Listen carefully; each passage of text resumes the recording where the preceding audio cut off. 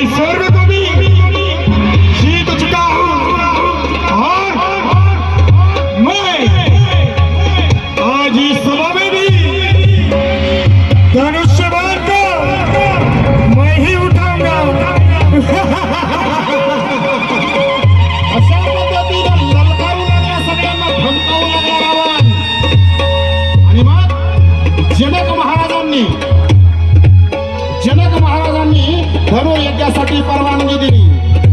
जो कोणी सामर्थ्यवान असेल, ज्याच्या कोणामध्ये शक्ती असेल, त्याने समोर यावं आणि असणारं हे शिव धनुष्य त्याला प्रत्यंचा लावावी.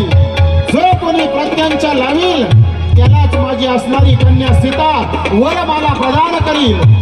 अशी ज्यावेळेस परवानगी जनक महाराजांनी दिली, तर त्या ठिकाणी आलेले जे राजा आहेत त्यातला एक राजा उठलेला आहे. एक राजा समोर येतो, जोर बैठका मारू लागला. बैठका मारतोय, शक्तीचं प्रदर्शन करतोय. धनुष्य उचलण्यासाठी तो त्या ठिकाणी तयार झालेला आहे.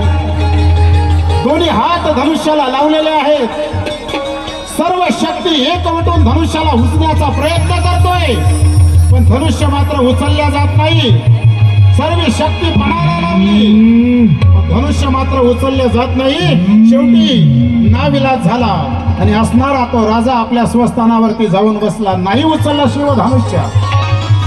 मग आता दुसरा राजा त्या ठिकाणी उठलेला आहे. दुसरा राजा समोर येतोय. आहे का राजा?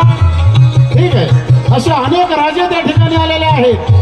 उचलण्याचा प्रयत्न करू लागले, पण धनुष्य मात्र तीळ मात्र सुद्धा त्यांना हल्ला नाही.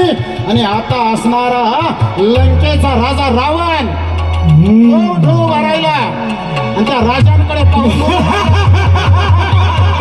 शिव धनुष्य उचलणं कोणाचं काम आहे का? एका हातानं रावण धनुष्य उचललेलं आहे. एका हातानं धनुष्य उचललं.